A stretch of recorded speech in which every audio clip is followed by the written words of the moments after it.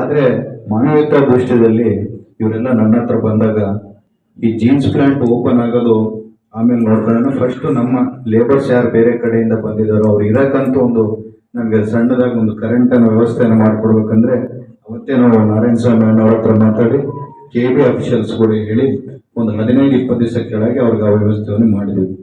ಆಮೇಲೆ ಈ ಸಮಸ್ಯೆಯನ್ನು ಬಹಳ ದೀರ್ಘಕಾಲವಾಗಿ ನಾನು ನಾಗೇಂದ್ರಣ್ಣವರು, ಯಾಕಂದ್ರೆ ನಮ್ಮ ಕ್ಷೇತ್ರದಲ್ಲಿ ಇಲ್ಲಿ ಬಳ್ಳಾರಿ ನಗರ ಮತ್ತು ಕೌಲ್ಬಜಾರ್ ಕ್ಷೇತ್ರದಲ್ಲಿ ಬಹಳಷ್ಟು ಜೀನ್ಸ್ ಯೂನಿಟ್ಸ್ ಕೆಲಸ ಮಾಡುವಂತ ಕಾರ್ಮಿಕರು ಇರೋದು.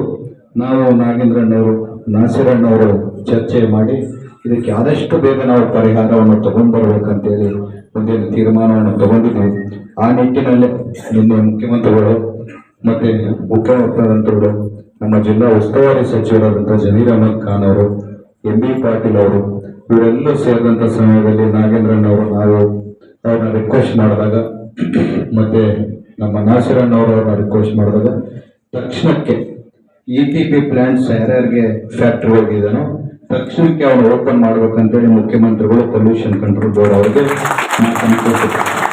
ಮತ್ತೆ ಅದರ ಜೊತೆಗೆ ನಾವು ಮುಖ್ಯಮಂತ್ರಿಗಳನ್ನ ಕೇಳಿದ್ವಿ, ಯಾವ ರೀತಿಯಲ್ಲಿ ಇವ್ರಿಗೆ ಕೊಟ್ರೆ ಇನ್ನೊಬ್ಬರಿಗೆ ಅನ್ಯಾಯ ಆಗುತ್ತೆ ಅಂತಂದ್ರೆ ತಕ್ಷಣದಿಂದ ಅಷ್ಟು ದುಡ್ಡು ಇಟ್ಕೊಳ್ಳೋ ಶಕ್ತಿ ಇವಾಗೇ ನಮ್ಮ ಜೀನ್ಸ್ ಬಿಸ್ನೆಸ್ ಹೆಂಗಿದೆ ಅಂತಂದ್ರೆ ಇಲ್ಲಿಂದ ಬೇರೆ ಬೇರೆ ಪ್ರದೇಶಗಳಿಗೆ ಹಸ್ತಾಂತರವಾಗಿ ಬಹಳ ಕಷ್ಟದಲ್ಲಿದ್ದಾರೆ ನಮ್ಮವರೆಲ್ಲ ಬಿಸ್ನೆಸ್ ಮಾಡಕ್ಕೆ.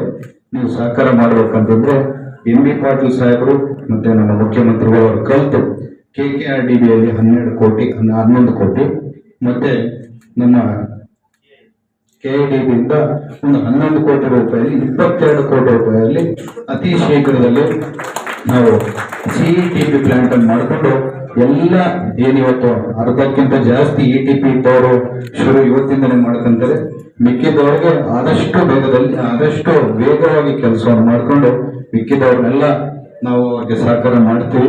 ಸರ್ಕಾರದ ಕಡೆಯಿಂದ 22 ಕೋಟಿ ರೂಪಾಯಿ ಅನುದಾನವನ್ನು ತಂದಂತ ನಮ್ಮ ನಾಗೇಂದ್ರಣ್ಣವ್ರಿಗೆ, ನಾಸಿರ್ ಹುಸೇನ್ ಅವ್ರಿಗೆ, ನಮ್ಮ MP ಆದಂತಹ ತುಕಾರಾಮ್ ಅವ್ರಿಗೆಲ್ಲ ನಮ್ಮ ಜೀನ್ಸ್ ಉದ್ಯಮದಾರರಿಂದ ನಾನು ಕೃತಜ್ಞತೆಗಳು ಸಲ್ಲಿಸ್ತಾ, ಅದೇ ರೀತಿಯಲ್ಲಿ ಇವರಿಗೆ ಯಾರಾದ್ರೂ ಇನ್ನ ನಾವು ಅಪ್ಗ್ರೇಡೇಷನ್ ಹೋಗ್ಬೇಕು, ನಮ್ಗಿನ್ನ ಜೀನ್ಸ್ ಬಿಸ್ನೆಸ್ ಅನ್ನು ಇನ್ನ ದೊಡ್ಡ ಮಟ್ಟದಲ್ಲಿ ಮಾಡ್ಕೋಬೇಕಂತ ಯಾರಿಗೊಂದು ಉದ್ದೇಶ ಇದ್ರೆ ನಿಮ್ಗೊಂದು ನೆನಪಿದೆ, ನಮ್ಮ ರಾಹುಲ್ ಗಾಂಧಿ ಅವರು ಸಾಹೇಬರು ಬಳ್ಳಾರಿಗೆ ಬಂದಾಗ ಒಂದು ಜೀನ್ಸ್ ಪಾರ್ಕ್ ಅನ್ನು ಇಂಡಿಯಾದಲ್ಲಿ ಮಾಡ್ತೀನಿ 5,000 ಕೋಟಿ ರೂಪಾಯಿ ಅಂತೇಳಿ ಅವರು ಹೇಳಿದ್ರು.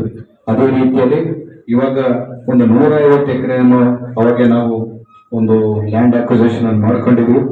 150 ಎಕರೆ ಬಿಟ್ಟು ಇನ್ನೊಂದು 400 ಎಕರೆ ಲ್ಯಾಂಡ್ ಅಕ್ವಿಸಿಷನ್ ಮಾಡಿಕೊಂಡು ಒಂದು 600 ಎಕರೆಯಲ್ಲಿ ಸಂಜಯರಾಯನ ಕೋಟೆ ಹತ್ರ ನಾವು ಜೀನ್ಸ್ ಪಾರ್ಕ್ ಅನ್ನು ಮಾಡ್ಕೊಂತಿದ್ವಿ. ಅದಕ್ಕೆ ಆಲ್ರೆಡಿ ಪೂರ್ವ ಸಿದ್ಧತೆಗಳೆಲ್ಲ ನಡೆದಿದೆ. ಆದಷ್ಟು ಬೇಗ ನಮ್ಮ ರಾಹುಲ್ ಗಾಂಧಿ ಸಾಹೇಬರು, ಮುಖ್ಯಮಂತ್ರಿ ಸಾಹೇಬರು ಮತ್ತೆ ಉಪಮುಖ್ಯಮಂತ್ರಿಗಳು, ನಮ್ಮ ನಾಗೇಂದ್ರಣ್ಣವರು, ನಾಸಿರಣ್ಣವರು ಎಲ್ಲ ಬಂದು ಭೂಮಿ ಪೂಜೆಯನ್ನು ಮಾಡಿ ಭಾರತ ದೇಶ ತಿರುಗಿ ನೋಡಂತ ಜೀನ್ಸ್ ಪಾರ್ಕ್ ಅನ್ನು ಬಳ್ಳಾರಿಯಲ್ಲಿ ನಾವು ಮಾಡ್ಕೊಂತಿದ್ವಿ ಅತಿ ಶೀಘ್ರದಲ್ಲಿ ಅಂತ ಹೇಳಕ್ಕೆ ಇಚ್ಛೆ ಪಡ್ತೀನಿ. ಯಾರೇ ಆದ್ರೂ ನಮ್ಮ ಜೀನ್ಸ್ ಉದ್ಯಮದಾರರು ಅದರಲ್ಲಿ ಇವೇನ್ ಸಂಜಯರಾಯನ ಕೋಟೆಯಲ್ಲಿ ಮಾಡ್ತಿದ್ದೀರಿ, ನಾವು ಅದರಲ್ಲಿ ಇನ್ನ ಅಪ್ಗ್ರೇಡೇಷನ್ ಹೋಗ್ತೀವಿ ಅಂತಂದ್ರೆ ಅವ್ರಿಗೆಲ್ಲ ನಿವೇಶನಗಳು ಕೊಡ್ಸೋ ಜವಾಬ್ದಾರಿ ಕೂಡ ನಮ್ಮದು, ನಮ್ಮ ಅಣ್ಣವರಾದಂತ ನಾಗೇಂದ್ರಣ್ಣವ್ರದ್ದು ಅಂತ ಹೇಳಕ್ಕೆ ಇಚ್ಛೆ ಪಡ್ತೀನಿ.